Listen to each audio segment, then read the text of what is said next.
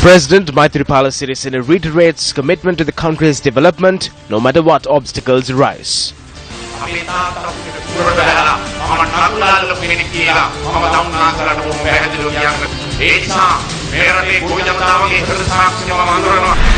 SLFP members of the joint opposition call on the president.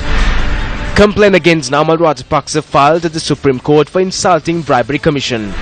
Research underway to use a type of bacteria in the battle against dengue.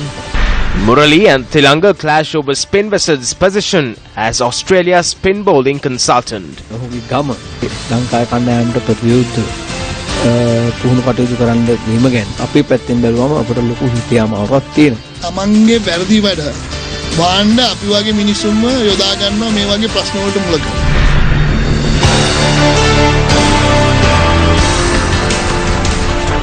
Good evening and welcome to Primetime News. I'm Sandra Ferdinando. And I'm Jitendra Gunasena. Let's now take a look at the top story for tonight.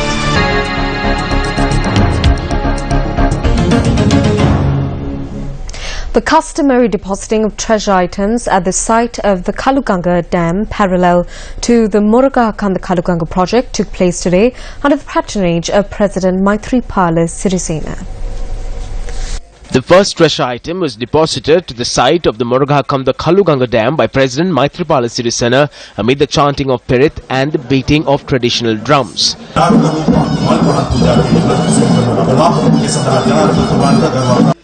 Ministers and MPs, including Prime Minister Ranil Wickremesinghe, were present at the occasion.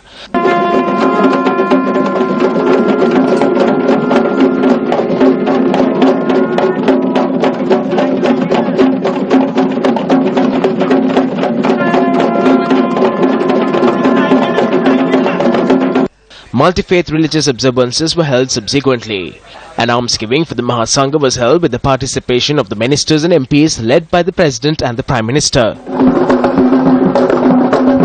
The 29.5 square kilometre Maha Ganga reservoir is being built in close proximity to the Alhara Anicut built across the Maha Ganga by King Wasima in 111 AD.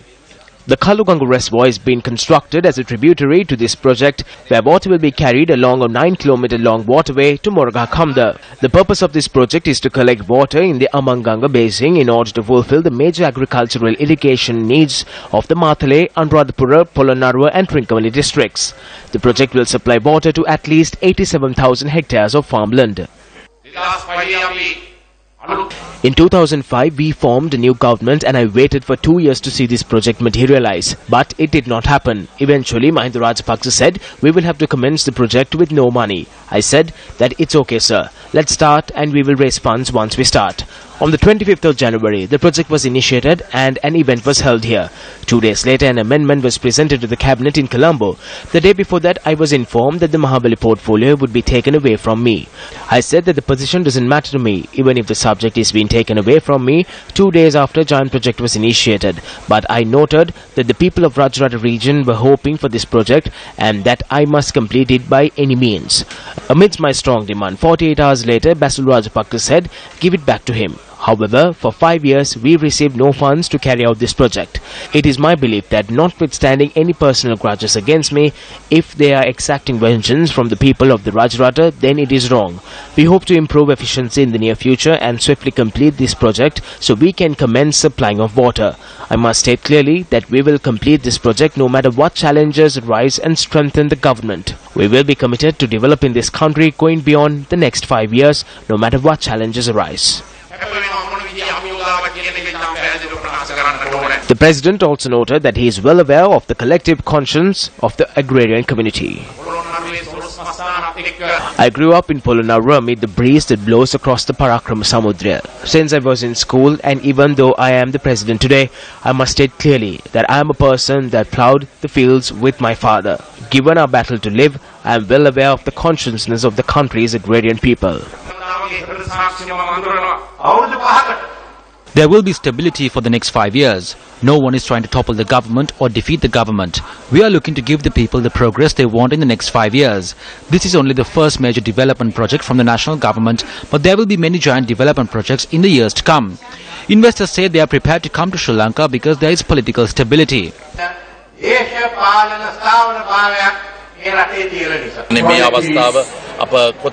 No matter what hardships we face, we will continue with the development journey.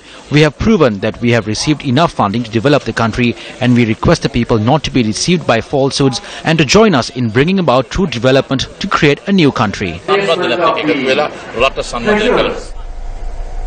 A meeting between members of the joint opposition and the president is currently underway at the president's official residence. Joining us with more details is Shahin Jurampati, who is standing by at the location. A meeting is currently being held between President Maithripala Sirisena and members of the joint opposition representing the Sri Lanka Freedom Party. We saw several members arriving at the President's official residence for the meeting, especially parliamentarians such as Rohita Abe Gunawardena, Bandulu Gunawardena, Kumara Valgama and Prasanna Ranatunga. Now, we cannot say officially what exactly is being discussed at the meeting. However, speaking to News First, members of the joint opposition did say that they hope to discuss with the President matters pertaining to the VAT amendment, the forthcoming Padayatra from Kandy to Colombo, and the Sri Lanka Freedom Party convention in September. Well, that's all we have from here from the meeting between the President and members of the joint opposition. Stay with News First. We will bring you the details of the meeting. For the News First team, I am Shahin Jurampati. It's back to the studio. Leftist parties expressed the following views on the joint opposition's proposed protest march at a media briefing held today. අපි කනගාටු වෙනවා මේකට එක් වෙන යම් පක්ෂ ජාතිවාදී. We are disappointed that certain parties that are joining this march are using racist slogans. We are completely against such actions. For example, it is been said that the Constitution Drafting Council is a death trap. We have participated in the Constitution Drafting Council and we have presented our ideas. We are trying to journey towards a solution that will unite our country and solve the national problem. To abolish the executive presidency, to bring about a fair electoral system. We are working with total cooperation to achieve this. We do not accept extremist stances. අර මේ අන්තවාදී මේ ස්ථාවර පිළිගන්නේ නැහැ. A petition filed at the Supreme Court by the Commission to investigate allegations of bribery and corruption, requesting that action be taken against parliamentarian Namal Rajapaksa, citing that he insulted the Commission, has been postponed till the 3rd of August. The order was issued when the case was taken up before a 3-judge bench headed by Chief Justice K. Sripavan. Lawyer who appeared on behalf of MP Namal Rajapaksa charged that the respondent did not receive any documents pertaining to the case. In response, President's Counsel, Attorney at Law Dilrukshida said that the Bribery Commission is not liable to submit any such documents. The petition cites that MP Namal Rajapaksa failed to respond to the request made by the Commission to declare his assets and to provide any affidavit. I won't be able to speak about it further. The case has been postponed to the 3rd of August. Views on the alleged coal scam were expressed during several media briefings held today. They are making statements in order to prove that the manner in which they acted regarding the coal scam is correct. The government has fallen to such a level where they are stating that the Auditor General has made a mistake with regard to his calculations. This is the second large scam that was revealed. The Auditor General has turned against the government. So they are now saying that they cannot accept the rulings of the Auditor General. The government cannot say this. The Auditor General has the right to deliver the final verdict with regard to the dealings of the government. If they cannot accept this, then they are no longer acting as a legal government. They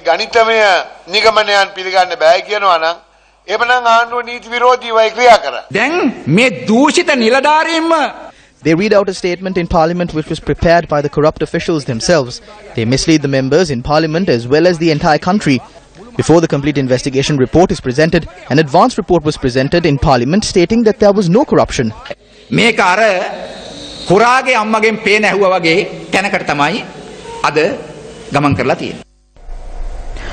A group demanding for drinking water staged a demonstration obstructing the Matara Katharagama main road this morning.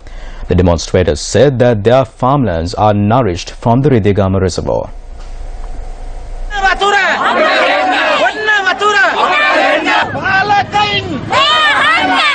Locals of the Godakogala and Liangasthoda Gram Seva divisions, which are situated in close proximity to the Ridhigama reservoir, staged their demonstration requesting for a solution to their drinking water crisis. They charge even though the Ridayagama reservoir supplies water to several villages through the Ruhunupura water supply scheme, their villages which are located closest to the reservoir do not receive the due benefits. A group of demonstrators who were protesting close to the Ridayagama reservoir attempted to close a few sluice gates of the reservoir. More than half of the population of the Hambantota district are enjoying the benefits of our water. It has been a week since the two motors of the rural water scheme malfunctioned. We have not taken a single drop of water from our taps ever since. We closed the wells we had before because we had water. Now we are left with nothing.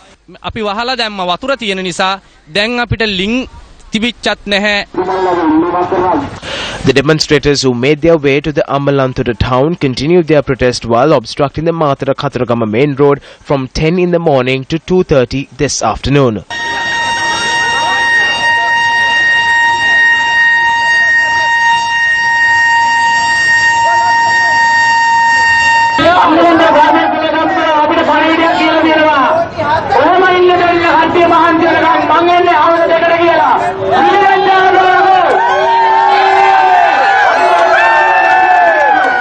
Late in the afternoon, a group of demonstrators met and held discussions with the Ambalanthuta Divisional Secretary regarding the issue.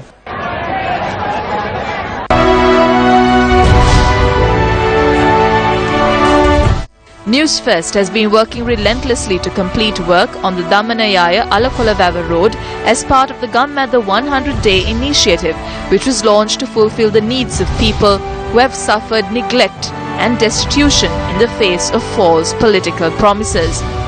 While construction of the 2-kilometer-long drains on either side of the road has been completed, gravel has been laid on a 1.5-kilometer stretch of the road. The people of Damanayaya, who were shackled by the lack of a road, will soon be able to move about freely.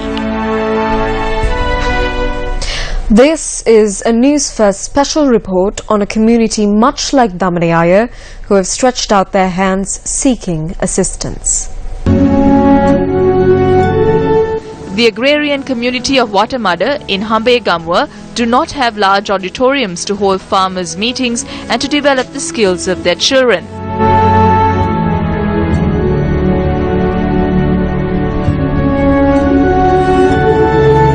The only community hall in the area has been abandoned and its roof is in a state of extreme disrepair.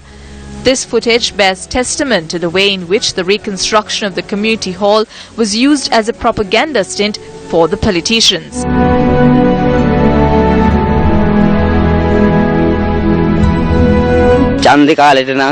When the elections draw near, the MPs and ministers come and ask for all sorts of power from us. They would even stand under a tree to make all sorts of promises. The people of the village who did not have a community hall for over 10 years now conduct their gatherings at the village temple.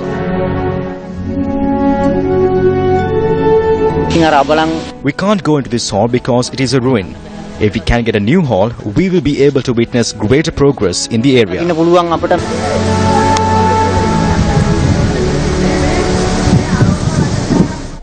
The Sri Lanka Ports Authority says that it has incurred a loss of 20 billion rupees in the year 2015.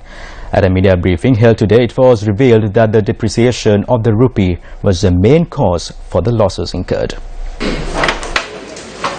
A special program was organized today to inform the media of the Sri Lanka Ports Authority's 37th anniversary. The Colombo port has been ranked 26th in 2015 from among the top 30 container terminals in the world. The Sri Lanka Ports Authority says that it aims to be ranked 20th in the world in container terminal operations by 2020. In 2015, we made an income of 40 billion rupees. During the first quarter of 2016, we have made an income of 14 billion rupees. This year, we hope to make a total income of up to 45 billion rupees. Because of the rupee depreciating against the dollar, we may have to face certain losses in terms of foreign reserves. But this is just a book value. If the rupee begins to steady itself by next year, we may be able to transform this loss into a profit.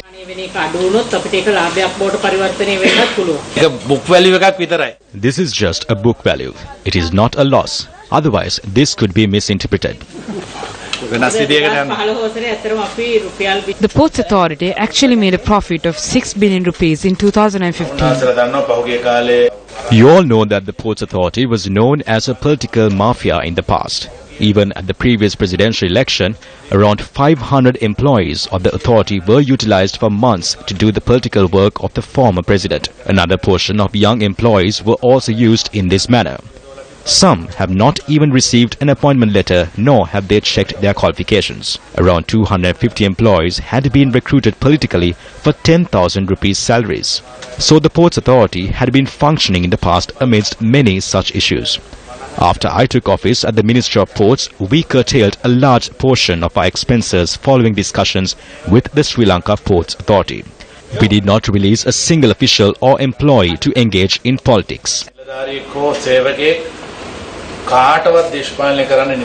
Following the media briefing, journalists were taken to Ayurveda Medical Center, which came under much scrutiny of trade unions during the past.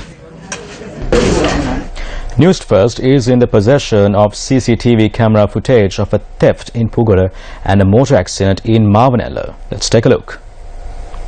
Security cameras at a fuel station in Ovitagama, Pokhara captured footage of two men stealing from the cashier's till at the station early this morning.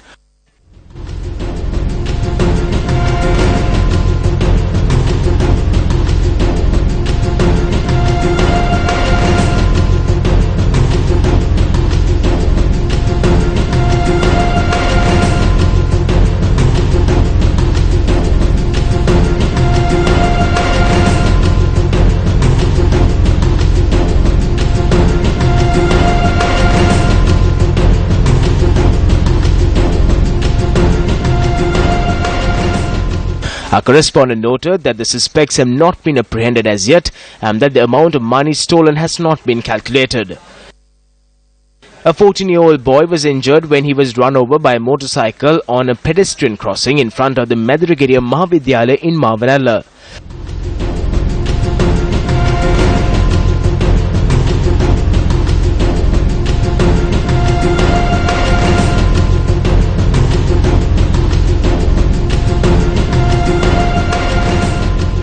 The boy was admitted to the Maha Ganga base hospital. Our correspondent noted that the victim was treated and had been discharged. Police have arrested the motorcyclist responsible for the accident. The Ragama Medical Faculty has commenced an experiment on eradicating the dengue virus with the use of bacteria. The experiment comes in the wake of 45 fatalities and around 20,000 dengue patients being recorded in the island over the past 6 months. The research into a method introduced by Australia explores the possibility of the male bacteria of Wolbachia bacteria species being used as a parasite to mitigate the mosquitoes which cause dengue. A special colouring has been used to identify the bacteria. The male mosquitoes will be made sterile with the use of radiation which will be released to the environment within the confines of the laboratory. Then mosquitoes will mate with the female mosquitoes. It will create a sterile generation of mosquitoes. Over time, mosquitoes carrying strains of Wolbachia bacteria will have a strong dengue viral transmission blocking effect combined with stable establishment in wild vector population. 50 countries have already commenced experiments on this method together with the International Atomic Energy Agency. The lifespan of a mosquito is usually 3 to 4 weeks. The lifespan of a male mosquito is 3 weeks or 14 to 21 days.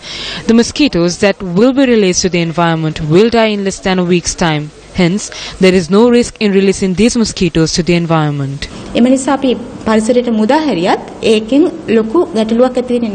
If the project, which costs 10 million rupees, is indeed successful, mosquitoes can be released twice a week. The public must understand that although mosquitoes may be released in the future, these mosquitoes are sterile mosquitoes that do not spread diseases.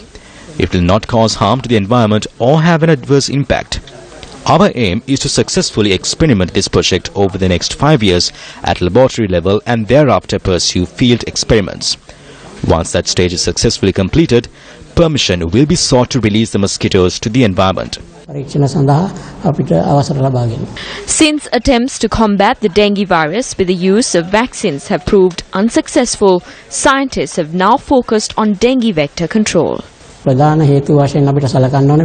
main factor that needs to be taken into consideration is the constant change in the nature of the dengue virus.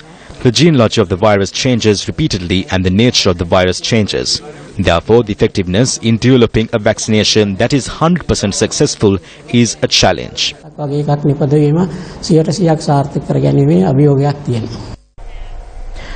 The Torch of Hope rally, which aims to create public enthusiasm and generate even more support for our national Olympians, reached Matale today.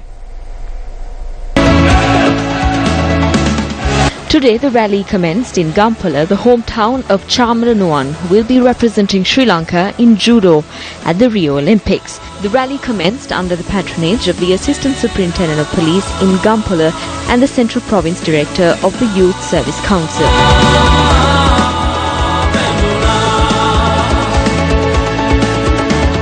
The group who arrived in Kandy, being the first stop of the rally, received blessings from the Temple of the Sacred Tooth relic today.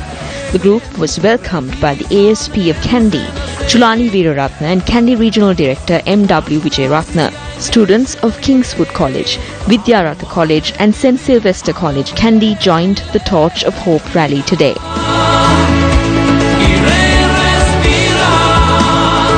Afterwards, the rally concluded its journey for today in Matale. Up next is Action TV.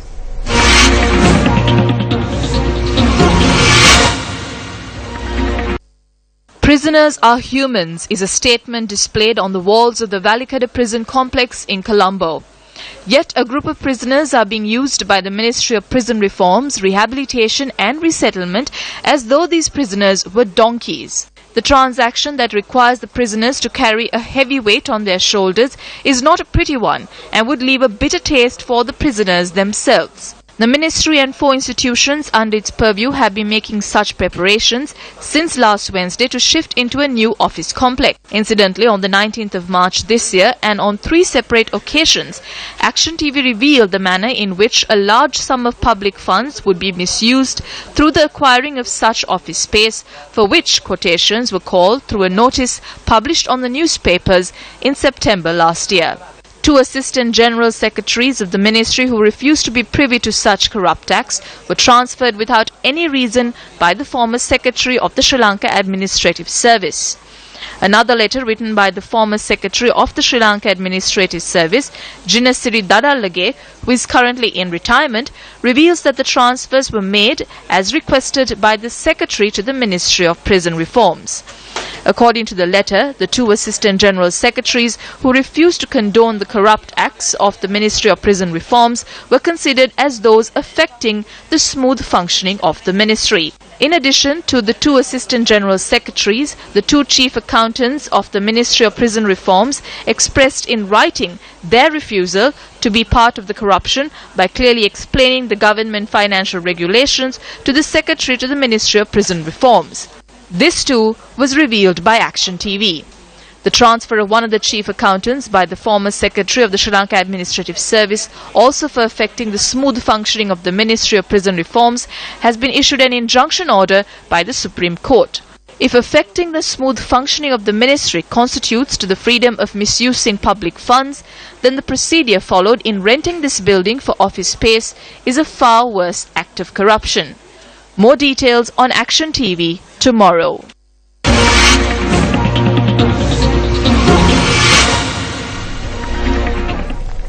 Now on to a headline-making story in cricket news. Former Sri Lankan spin wizard Mutha Muralidharan's new role as a spin consultant for the Australian national cricket team has attracted much debate among many Sri Lankans.